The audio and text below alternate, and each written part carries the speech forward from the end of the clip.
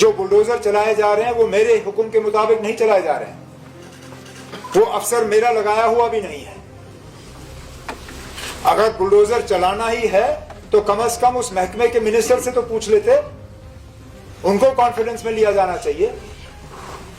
ये कहना आसान है कि आप हम दखल नहीं देते, अगर दखल नहीं दिया जा रहा होता बुलडोजर कैसे चलता?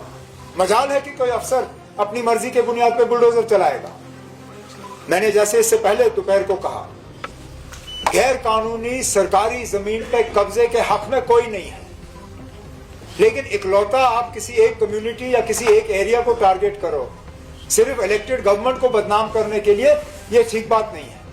और मैंने जैसे कहा, इसके इलाज दो तरीके से हैं। फिलहाल जो J&K रीऑर्गेनाइजेशन एक्ट है उसको लेटर एंड स्पिरिट में इंप्लीमेंट करिए, जो सेपरेशन ऑफ पावर्स हैं उसको रिस्पेक्ट करिए, और जल्द से जल्द जम्मू कश्मीर में दोबारा स्टेटहुड बहाल करिए। गवर्नर साहब ने बुलडोजर नहीं लगाया है। मैंने गवर्नर साहब से बात की है, गवर्नर साहब ने कहा कोई LG एडमिनिस्ट्रेशन की तरफ से बुलडोजर का ऑर्डर नहीं आया है। सियासी बयानबाजी करने के लिए नहीं आया हूँ।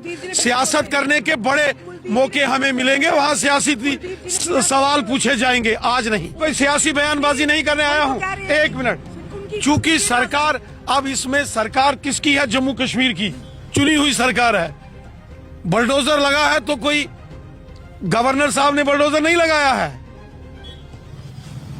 मैंने गवर्नर साहब से बात की है, गवर्नर साहब ने कहा कोई LG एडमिनिस्ट्रेशन की तरफ से बुलडोजर का ऑर्डर नहीं आया है।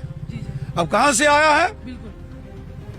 मैं यहां सियासत की बात नहीं करूंगा। मैं किसी के घर में आया हूं, किसी का हाल चाल पता लगाने आया हूं, और मैं यहां कोई सियासी बयानबाजी करने के लिए नहीं आया हूं। सियासत करने के बड़े मौके हमें मिलेंगे, वहां सियासी सवाल पूछे जाएंगे, आज नहीं।